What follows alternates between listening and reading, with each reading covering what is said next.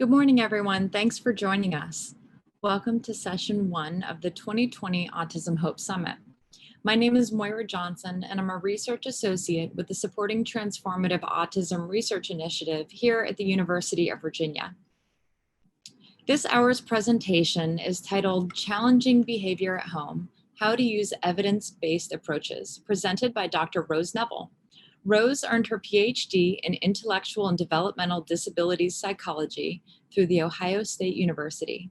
She's a licensed clinical psychologist in Virginia and a board-certified behavior analyst. Rose has extensive experience in assessment and diagnosis for autism and for broader intellectual and developmental disabilities, as well as delivering behavioral interventions for challenging behavior.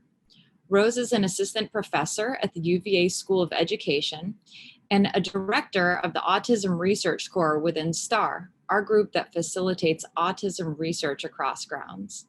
So thank you so much for joining us. Rose, I will hand it over to you. Thank you, Moira. I'm excited to have the opportunity to present to you all today about a topic that I know is very important to think about, particularly now during the pandemic, when a lot of us are potentially seeing increases in challenging behavior from loved ones or even ourselves, perhaps more so or consistent with what we've seen outside of the pandemic. So for today, I'm going to talk through what we mean by behavior and challenging behavior specifically. I'm then going to give a quick snapshot into understanding what behavior might mean, what evidence-based practice means, and then I'm going to talk you through some common and some straightforward evidence-based practices that you can start using at home or in your professional work to help reduce challenging behavior. So to start off with, I think it's really important to first define what we mean by behavior. And generally, it's helpful to think about behavior as communication. When you think about it, any behavior that you or I or anyone else in our environment engages in is usually trying to convey some sort of message of what we do or don't want to have happen in our environment. And when we think about problem behavior, we can think about it in a similar way. Problem behavior is unsafe or disruptive communication that interferes with important things like learning, relationship, or independence. You may have heard about this term before that I'm about to share with you, the ABCs of behavior. And if you haven't, what we mean by ABCs of behavior, it's kind of an easy memory trick, is antecedent, behavior, and consequence. When we're talking about the antecedent of a behavior, what we mean is an event or a stimulus that happens immediately before behavior occurs. You can think about antecedents as triggers or cues. And after today's presentation, I challenge you to think about what your triggers or your cues are for your own behavior. So let's think about some common examples. If you hear your phone ping or your email ping, that's a trigger or an antecedent for you to perform the behavior of checking your phone. If you see the cue of a stop sign on the street, that's a cue or an antecedent for you to brake your car and stop. If an adult talks to a child about whether they want to have chicken nuggets or French fries for dinner, that's a cue or a trigger for the child to perform the behavior of talking and giving a response to the parent answering the question. If a child is prompted to do their homework, that can be a trigger or an antecedent for the child to then sit down and do some work. So when we're thinking about problem behavior, it can be really helpful for us to start off when we're problem solving how to reduce it by thinking about what are those antecedents, what are those triggers for those events. And as you start thinking more and more about it, you'll find that there always will be a trigger or a cue.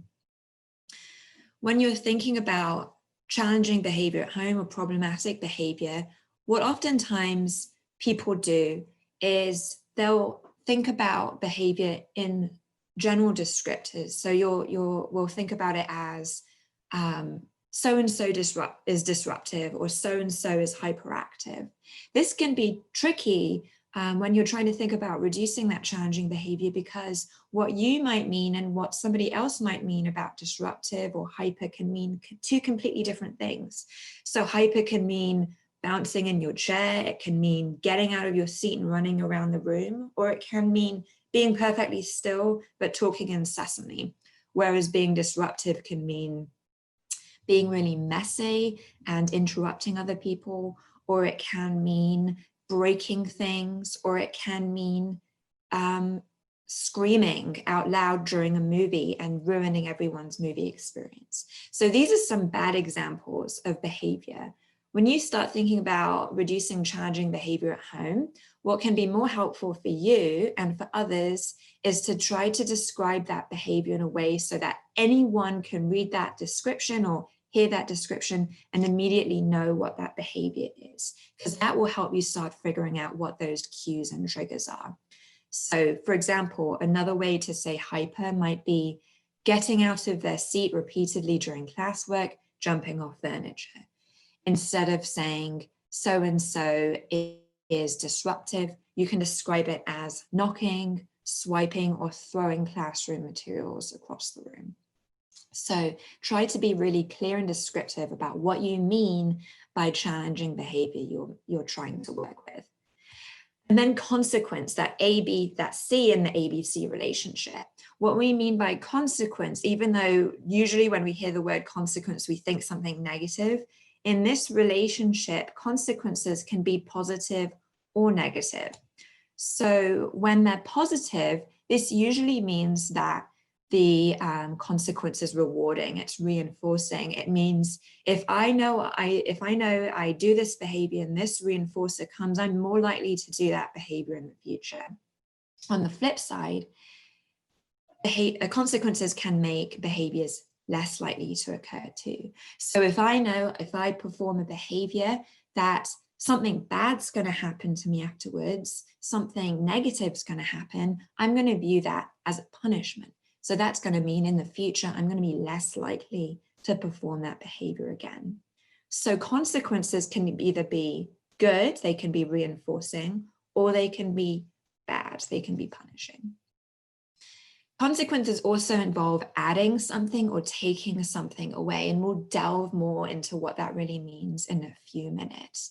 But usually a consequence can involve something being presented to you as a result of performing that behavior. Like if I grab someone's phone and run off with it, I now have something added. I have that phone for myself. Or it can mean something taken away. If I drive too quickly down the street, I might get a speeding fine. Someone takes my money away from me as a punishment.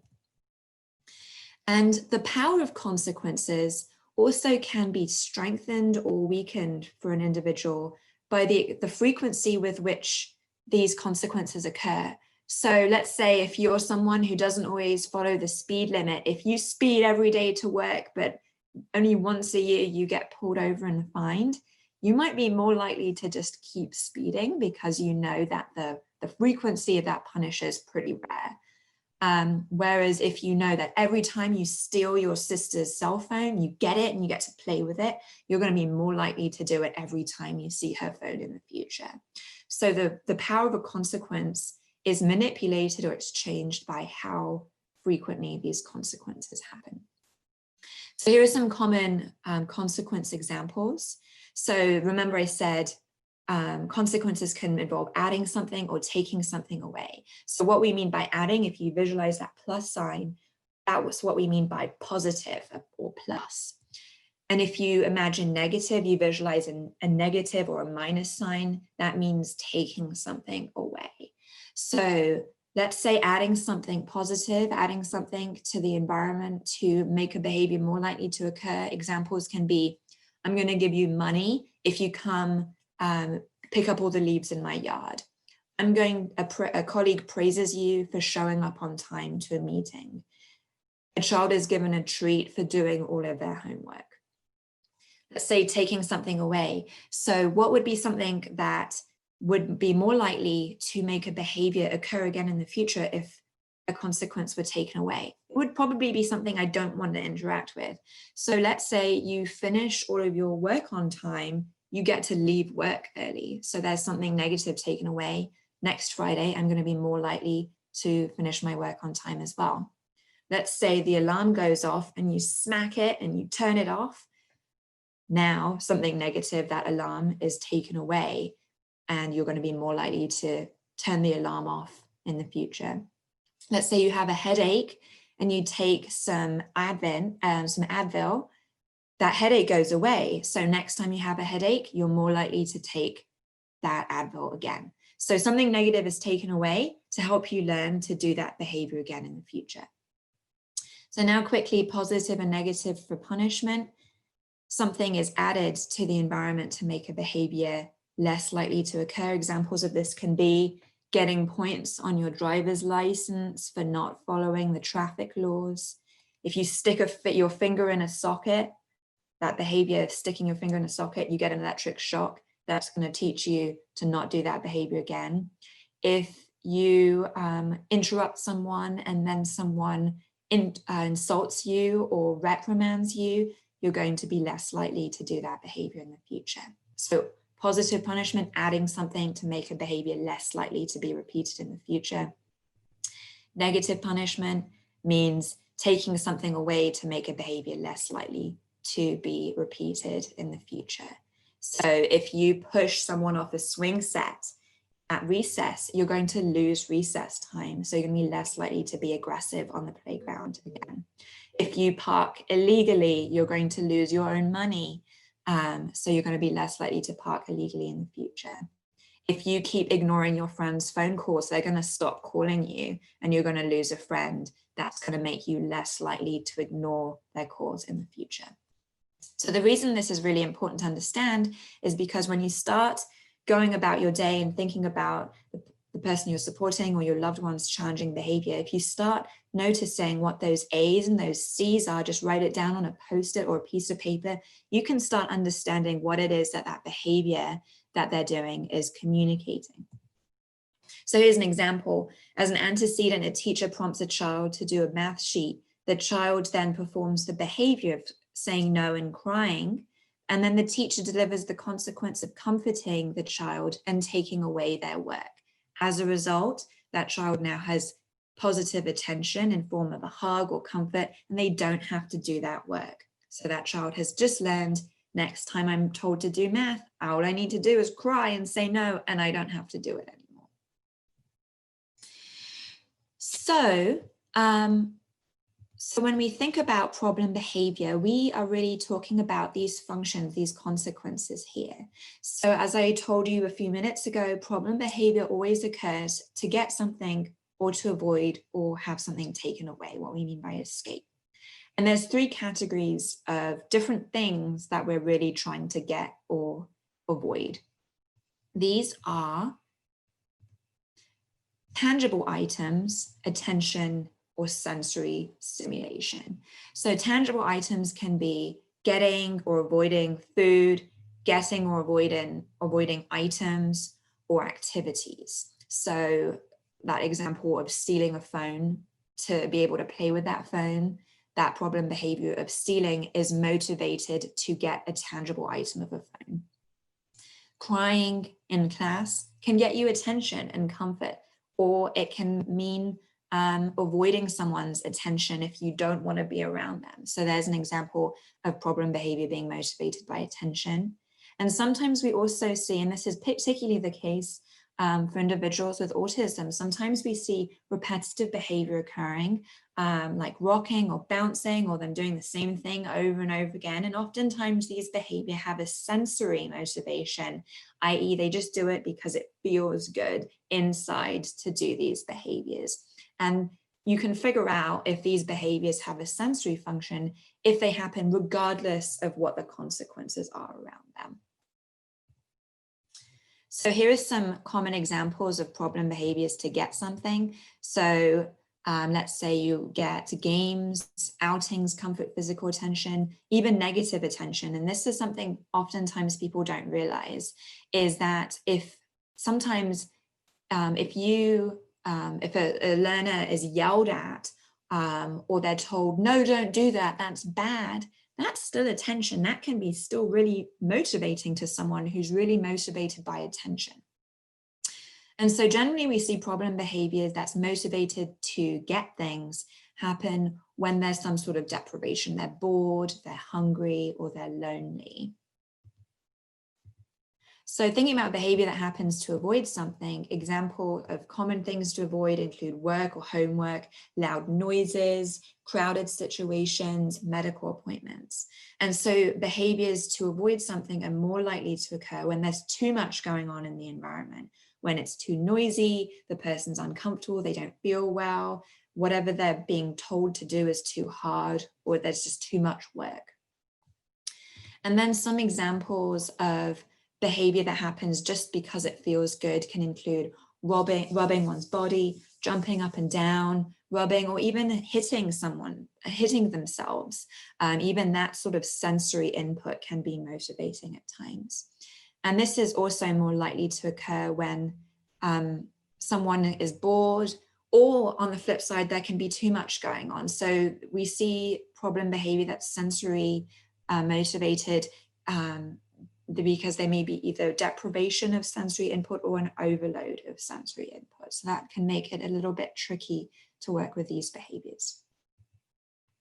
So when you're working with challenging behavior, as I said at the beginning, it's really important to figure out what that behavior is communicating, because you want to decrease that behavior by teaching them a positive behavior instead that accomplishes that same goal. So we want to not only make that bad behavior stop or that negative behavior stop, but we want them instead to do something else that helps them communicate what they're trying to communicate.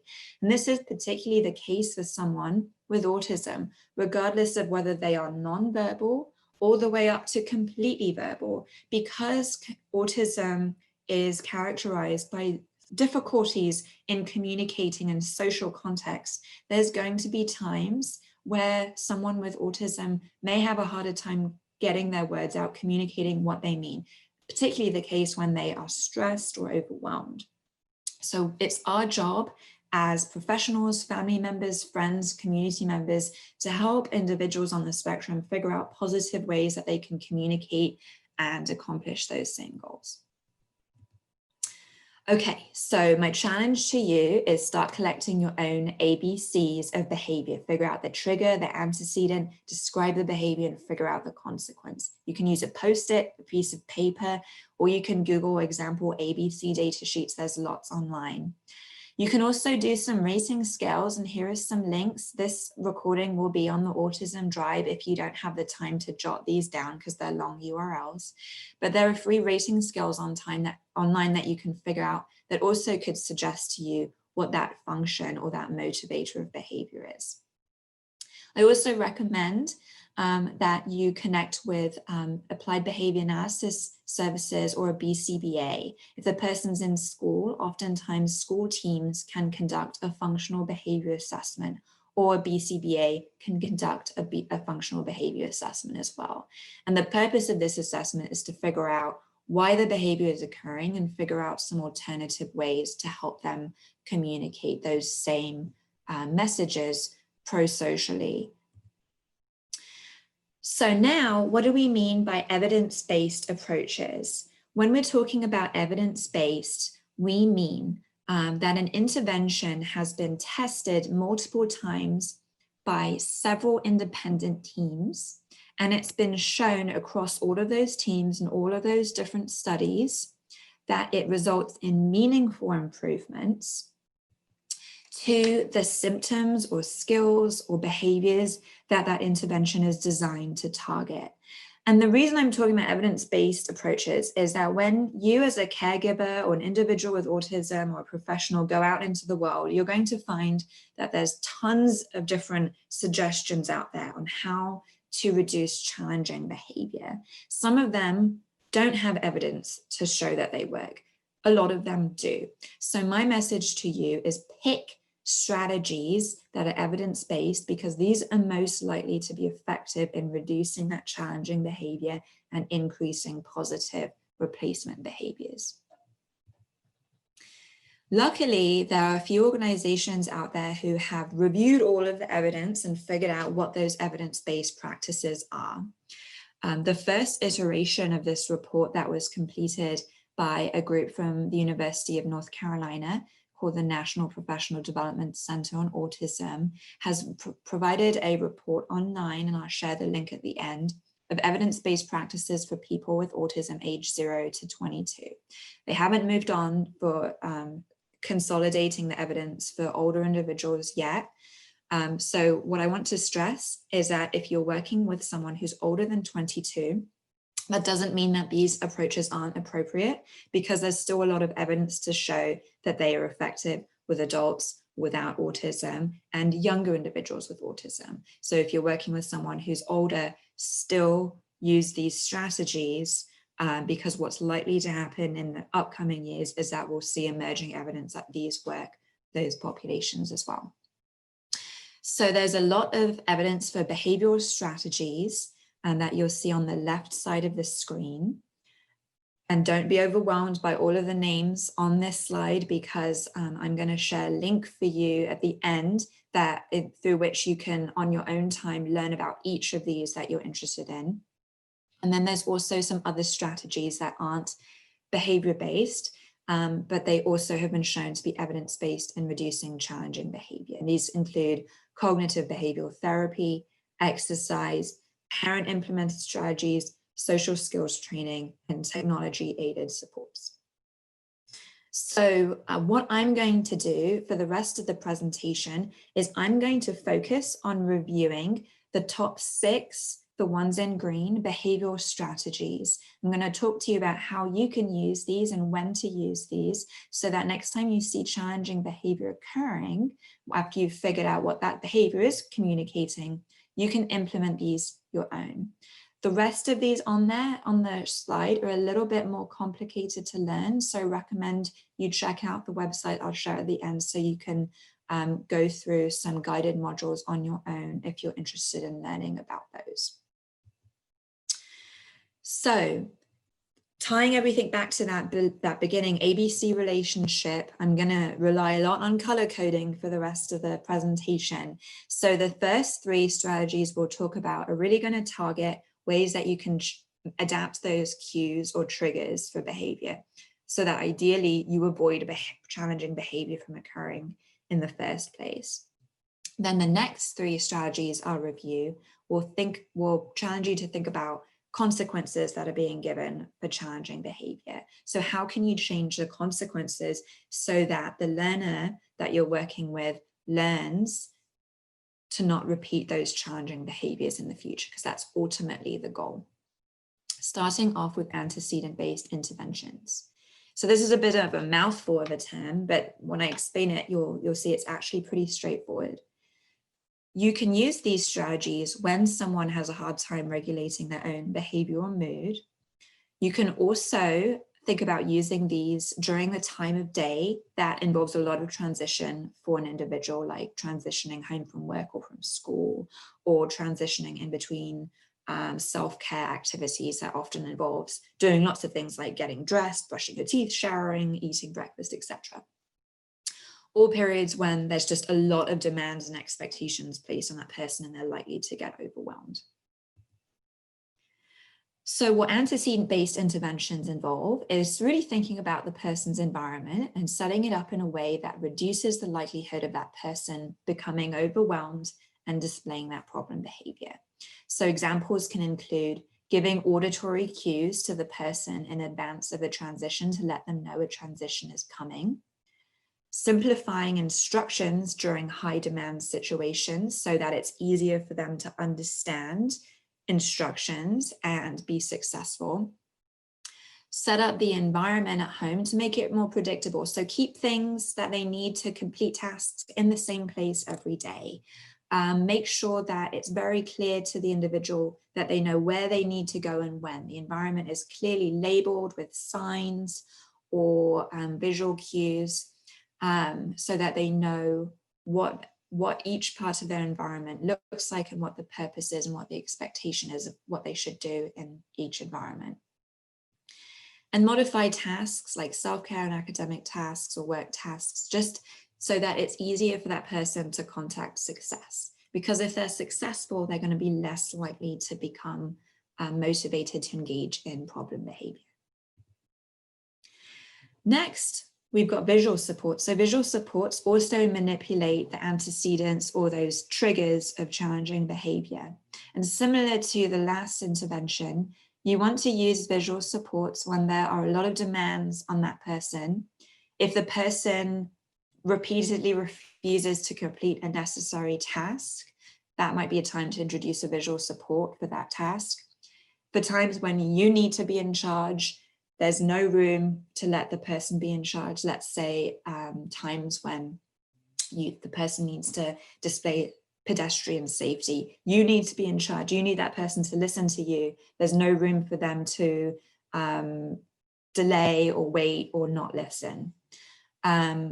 If a person gets easily distracted in a particular environment, that might be a time to implement a visual support. Or if the person has a really hard time keeping themselves and their behavior organized, such as in the classroom or at work. So this is a time for you to get a little bit creative and think about providing some visual cues that can help that person understand the rules and expectations of a task or an environment or a situation. These can include visual lists. There's a lot of evidence to show providing a visual schedule or a visual list of tasks or steps in an activity can be really helpful. Make sure that your list is developmentally appropriate for the person. So if they're reading fluently, make it a written list. If they are an adult but are less able to read independently, use photographs rather than cartoons. If they're a child, you could use cartoons and maybe simple words. And lay out each step of the day so you can help guide them both verbally with your words and with some visual information of what to do next.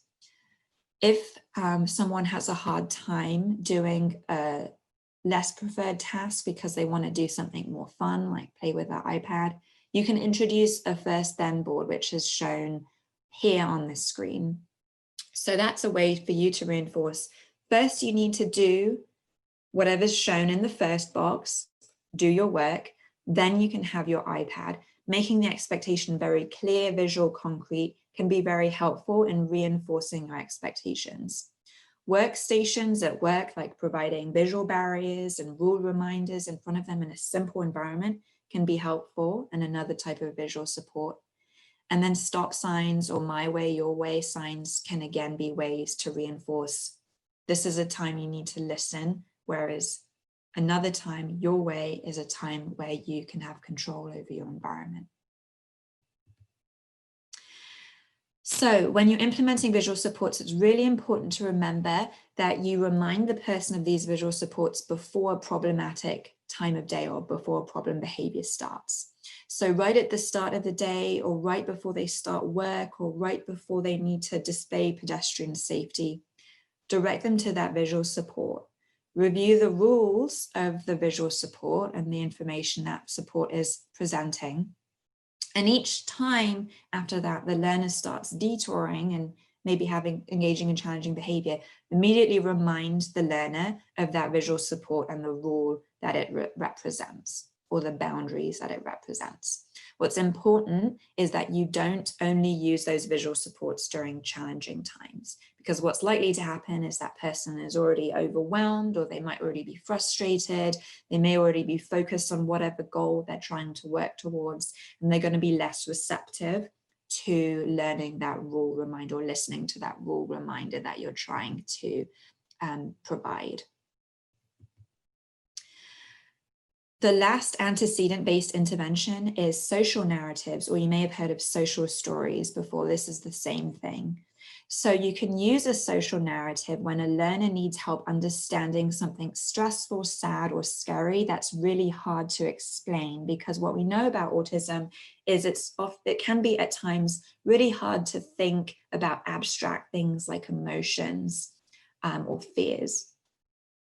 You can also use a social narrative when a learner needs help learning a socially appropriate way to respond to a social situation, like how to go on a date or how to start a conversation. These are also very abstract interactions, and because we know people with autism can have a difficult time in social scenarios, making these abstract social situations more concrete with a social narrative can be particularly helpful. So to create one of these, you can do this or you can work with a professional to set one of these up.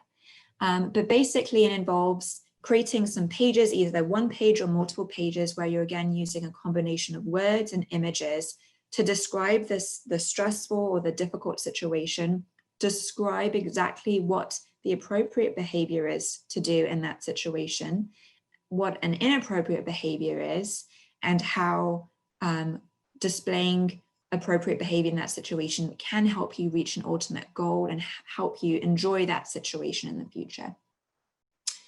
Like with visual cues, it's important to remember to review a social narrative when the learner is calm. So don't whip it out as they're starting to get overwhelmed or frustrated. Do it during a calm time of day, like at the end of the day or in the morning. What you also want to remember is to review it regularly so that you can reinforce the lessons it's teaching.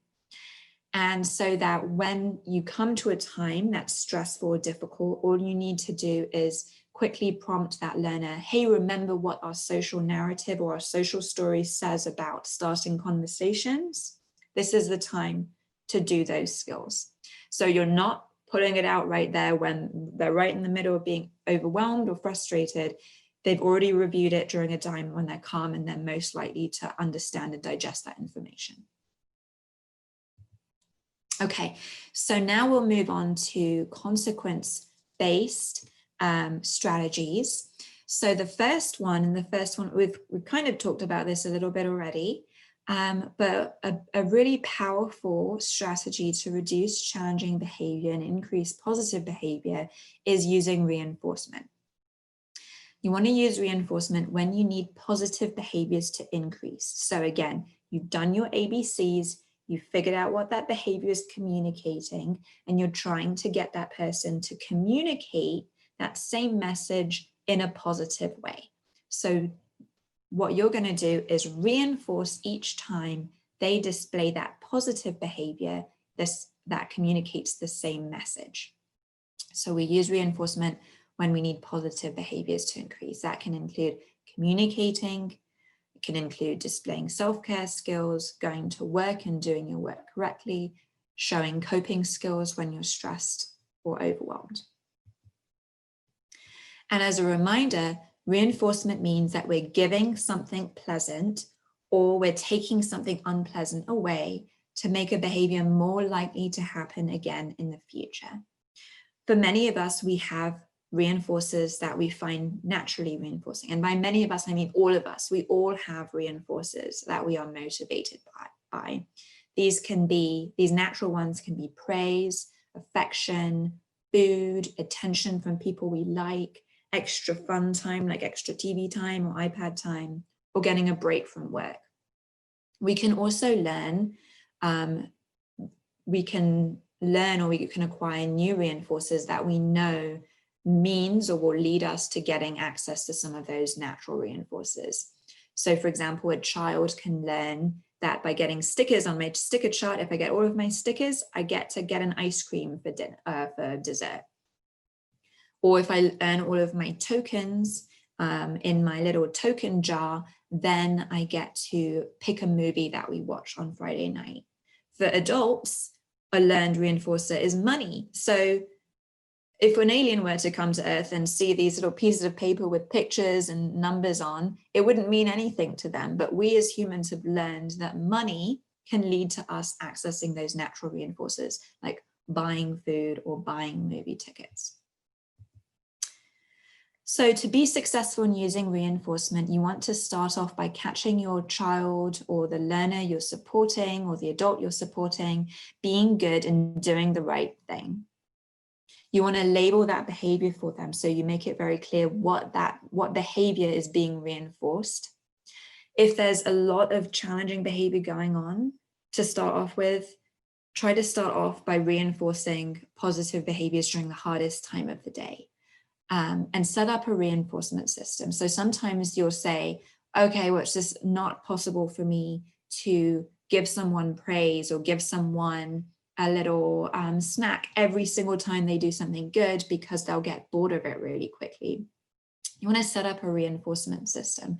And the research shows that very, very young children and adults who have significant cognitive impairments can easily learn the meaning of a reinforcement system, like a token system. So here in the screen, you can see an example of a reinforcement system. Someone needs to fill all the boxes with check marks by doing the behavior so many times in order to access that reinforcer they're working for of TV time or whatever natural reinforcer is motivating to them. They can earn Lego pieces in a jar. They can earn poker chips in a tube. They can earn stickers on a sticker chart. Any little token or little thing to represent that behavior or reward that behavior can then be added up to for the person to earn that ultimate reinforcer that they're working towards. Okay, so you may say to me, okay, well, that's fine and good, but sometimes I just need to punish someone, or I've been using a lot of punishment so far, like timeouts, and that's not really been effective in reducing behavior. So the research about reinforcement versus punishment shows that reinforcement is always more effective in reducing challenging behavior than punishment. And the reason for that is that reinforcement teaches the learner what to do, not what not to do.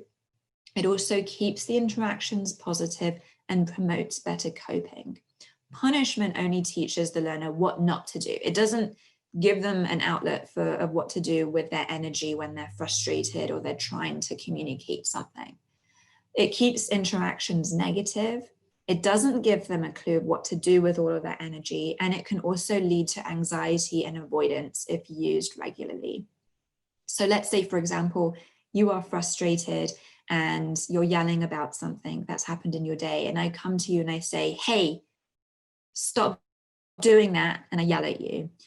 All I've done is I've told you to stop that behavior, and I'm not giving you an outlet for that behavior to do something positive. And so what you're likely going to do is you're going to likely continue to be frustrated. On the flip side, if I come in and I remind you, hey, go take a walk and calm down, that gives you something to do with that energy. It keeps the interaction positive, and it allows you to shift all of that negative energy into something positive. Next, we have extinction. So this sounds like a negative word, but it's actually has a pretty good meaning. And so what we're going to do with extinction is we're going to use this anytime a problem behavior occurs and the problem behavior is low risk. For example, interrupting someone, repeating a question over and over again, or screaming. Do not use an extinction as a parent or a family member or a friend if it is a dangerous behavior. If it's a dangerous behavior, involve a professional in these strategies, because they're going to want to guide you more closely through extinction procedures. What extinction means is basically giving no reinforcement whatsoever for problem behavior. You're going to completely ignore it. So what that can mean is not touching the person, not giving them eye contact, not rolling your eyes or sighing when they do the behavior, not giving them a preferred object to help them calm, not commenting about the behavior afterwards, just doing absolutely nothing at all to acknowledge that the behavior is happening. If it's a dangerous behavior and you do need to touch them, let's say they're running across the parking lot, you can still grab the person and redirect them back to where they need to go. But while doing that, you don't comment on the behavior, you don't give them eye contact, you don't sigh, you don't talk about it afterwards. So you can still try to be safe and promote safety while using extinction. And you're going to say to me, Rose, that's really hard because some of these behaviors are really annoying or difficult. And it's going to be sometimes hard for me to just say, hey, don't do anything at all, because it's hard. It's not really fair for me to do that, because just as I was saying about reinforcement versus punishment, it's hard for me to just say, hey, stop that to you. So what helps me with Extinction is trying to do something else with my mental energy to keep my mind occupied. So when I'm using Extinction, I'll do things like I'll count to 20 in my head, I'll sing in my head, or I'll look at things in my environment, like I'll count the ceiling tiles so that I'm keeping my mental energy engaged so that I can be more successful in ignoring. Be patient in learning this skill because it takes time. And when you catch yourself feeling guilty because you feel like you're ignoring the child or the adult, remember you're ignoring the behavior, you're not ignoring the learner. So as soon as that person starts doing something appropriate again, give your attention back. All you're trying to do is show that person with Extinction that this negative behavior doesn't get them what they want. Okay, so third and our last skill is differential reinforcement. And all this is taking reinforcement and Extinction and using them together. So you're going to reinforce good behavior and ignore and withhold any type of reinforcement for bad behavior. Common examples can include only giving attention when a child asks a question at an appropriate volume and ignoring all yelling, or giving a person an iPad when they ask for it, and then not giving it to them when they hit you or grab it when they want the iPad. So both of these examples, you're showing the learner grabbing and hitting isn't going to be effective in getting you what you want. You're withholding that reinforcement. You need to ask appropriately. That's reinforcing good behavior. So using differential reinforcement, to start off with, you want to, again, remember, do your ABCs, figure out what the behavior is communicating. Is the behavior for attention, to get something tangible, to avoid something they don't want to do, or for sensory input? Find a behavior that accomplishes the same goal and make sure it's a behavior that that person can already do easily. So sometimes if the person has verbal communication difficulties, it can be less effective to prompt them to say something like, I need a break, than having them touch a card that says break. And that's something that person can do every single time consistently. It's easily within their wheelhouse. Have them do that skill instead, because when they're frustrated, it's going to be harder for them to use all of those more complicated skills, especially if communicating verbally is already challenging for them. And then when problem behavior occurs, remember to ignore behavior, prompt them to do that replacement behavior, that good behavior that communicates the same thing, and reward that replacement behavior with the desired outcome. So they say, I want iPad or break, you give them a break, and that shows them good behavior gets you what you want. Problem behavior or bad behavior doesn't get you what you want. So we've reviewed 6 of the some of the basic evidence-based strategies for addressing challenging behavior in the home. Now I know that you're going to get, you or yourself, when you face challenging behavior, probably going to be stressed, and you're going to, next time you see challenging behavior occur, you're going to maybe forget some of this information. You're going to think, oh, what were all the strategies that I just heard? So here's a little mnemonic for you, and that can hopefully help you remember some of these strategies as you're working on integrating them more throughout your day. So remember to keep your spirit, S-P-I-R-I-T, up. And let's talk about what that means. So S stands for safety. Whenever challenging behavior first occurs, the first priority needs to be safety. So if the behavior is dangerous, clear the area of things that can break or be thrown, give that person space. If they are lashing out, keep yourself and others safe. Tell siblings to move out of the room, out of the area. If the person is trying to run out of a room, make sure that you are preventing them from blocking the exit, etc. If they're a small person, if they are a large person, don't put your body between them and the exit, because that could be a safety concern for you. So make sure everyone is safe.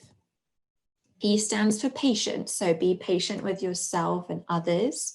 Model calm. So you're going to start going into that extinction behavior. You're calm. You're showing that person that you're not giving them any attention in terms of eye rolling or frustrated or comments or yelling or anything like that. Ignore all problem behavior. Don't give it any attention verbally, with your facial expression, with your body language. R stands for redirect. So this is the time when you're using differential reinforcement. You're going to prompt them to display that other behavior that accomplishes the same goal. So if you start getting agitated because you want to break from work, I'm going to ignore the problematic behavior and I'm going to remind you to touch that break card. Identify once the person is calm and the event is over, and then teach them that replacement skill. So this is when you can start bringing those social narratives back in if you're using those visual cues, those antecedent-based rule reminders. And that's the time when they're calm, they're going to be most receptive to learning. You can remind them again about the rules of a situation and the social expectations. So hopefully spirit is something that you can remember to help you continue or start to integrate these skills throughout your day. So to conclude, as you're working through challenging behavior at home, remember to be kind to yourself. So if this is all brand new information to you, there's a lot to learn, and it's going to take a little bit of time, a little bit of practice, but you can do it. So be kind to yourself. Remember to use evidence-based practice to teach positive skills, because we know that these are most likely to be effective and work, and take things one day at a time. Oftentimes we'll see that change can be a slow process, but it can happen if we use these evidence-based practices and we're patient. So take one day at a time and give yourself some grace if you don't always remember some of these strategies. To conclude, here are some resources that I promised you. So the Autism Drive, autismdrive.virginia.edu has these next two resources posted on there. It also has a video that can help you understand evidence-based practices on the resource page. UNC's AFIRM modules are modules that are freely available online, through which you can learn more in depth about each of those evidence-based strategies that I showed you at the beginning of the presentation. So those 6 we reviewed, as well as about 21 other strategies. So there's a lot of content in there. And then if you want to read more about evidence-based strategies, the National Autism Center has a really good guide for families that talks about behavioral and educational interventions. It also talks about medications to consider if you have questions related to medications, how to work with physicians or pediatrician if you have a child that you're working with. This is just a really nice resource to work through if you have more in-depth questions. So I'm going to leave this slide up, and I'm now happy to take any questions if there are any. Thank you so much, Rose. That was a great presentation, and I really liked all of your examples. It made it very concrete. So to our audience, we're going to open it up for Q&A now. You can submit a question by clicking on the blue Ask a Question button below the screen, and you should have the ability to upvote a question if you're interested in hearing Rose address it. So Rose, the first question that we received was, one of our participants asked, sometimes my child directs aggressive behavior towards her brother. Can you recommend any strategies that this parent can use to discourage this behavior or help teach the brother, the sibling, how to stay safe? Thanks, Moira. That's a great question. That is commonly experienced within families as well as within classrooms or at work when someone directs aggressive behavior towards a peer. So one thing you can think about is actually using some of these strategies with the sibling. I've worked with very young siblings before and created some social stories for them to explain their siblings' aggressive behavior towards them, to explain that sometimes this person is aggressive because they're frustrated. It doesn't mean that they don't like you or they don't love you. And here are some things that you can do with your body to keep yourself safe. So make some of those strategies very concrete for the sibling if they're young. Maybe it doesn't need to be that concrete when the sibling is older. And you can teach them things like, if you start seeing your sibling getting escalated, get your body out of the way. There's a lot of information online about some basic blocking techniques, just something like putting your hands in front of your face if the person is very aggressive, or turning the soft parts of your body away that are more likely to get bruised, and standing facing them with your shoulder, which is going to be less likely to hurt if that area is hit in the unfortunate circumstances that someone is aggressive towards a sibling. So you can review some strategies with the sibling to keep them safe. If that is and make it very concrete and basic. If it's a young sibling, using some visual supports, a social story for them. And also just trying to think about times during the day when these behaviors are most likely to occur.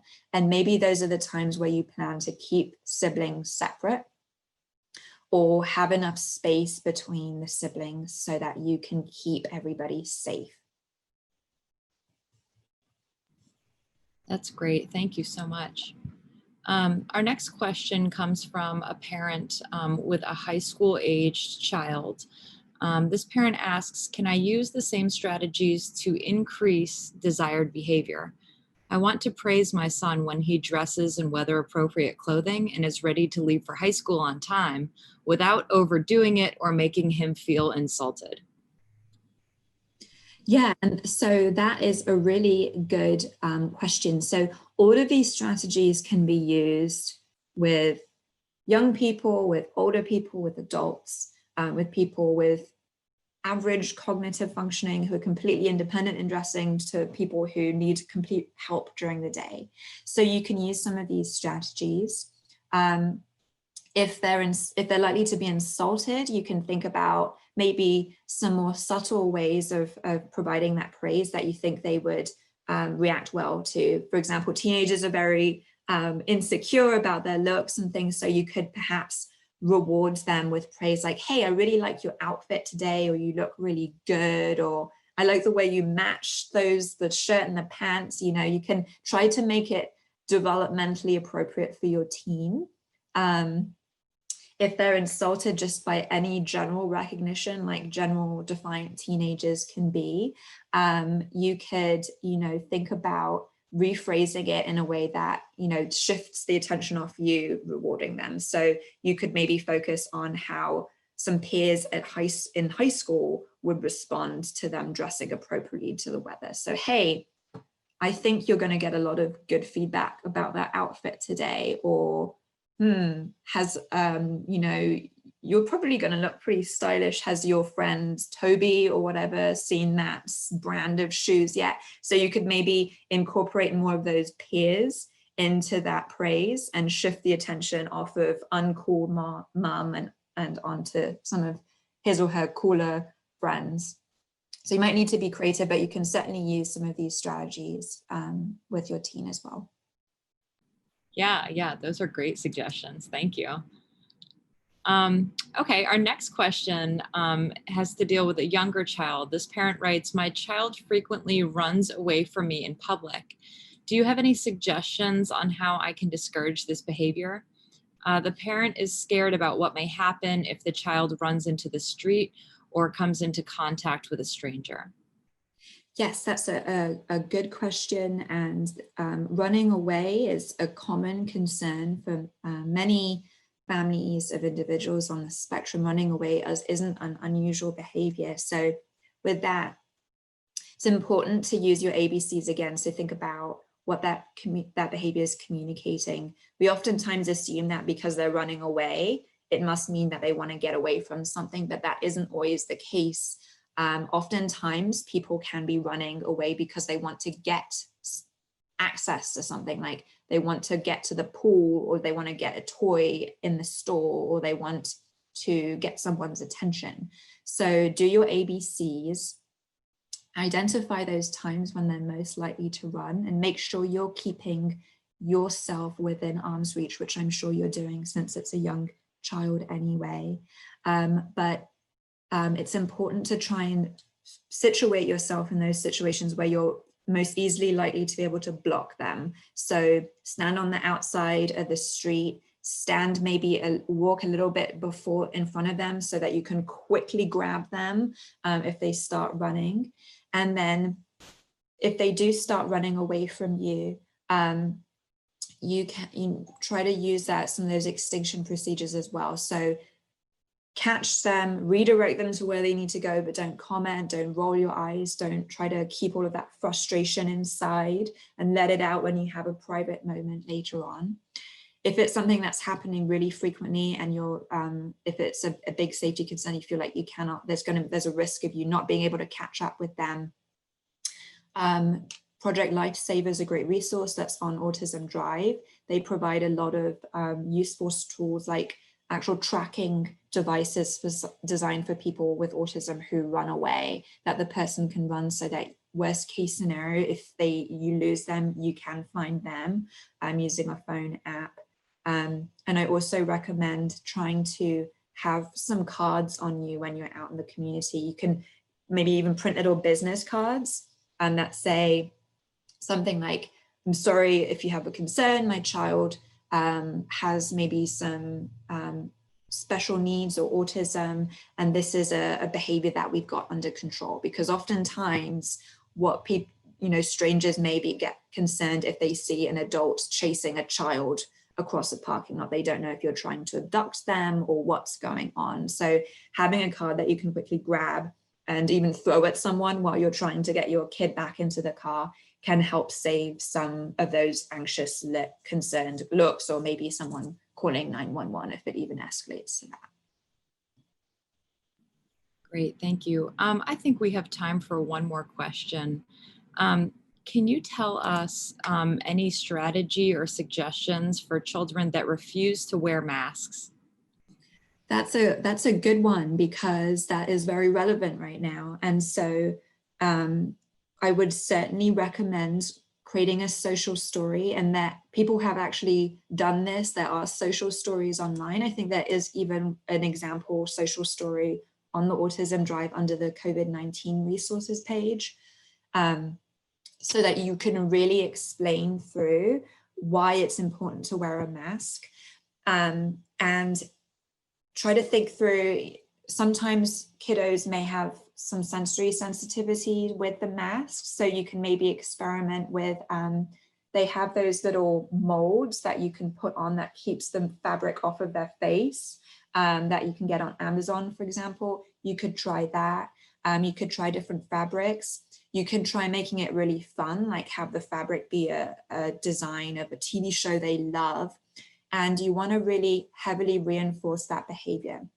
You can practice it at home to start. So have them just practice touching the mask and getting used to it to start, and reinforce that really heavily. Then once you see them doing that consistently, have them practice putting it maybe up to their face and sniffing it, and then reinforce that really heavily. And once they're doing that consistently, you can have them practice putting it on just for a very short period of time and give them lots of reinforcement. Or you can even, for now, reserve things they really are motivated by, like iPads, and keep it so that they can only access the iPad if they're wearing their mask, because it is an important thing that we need to be doing for safety out in the community at the moment.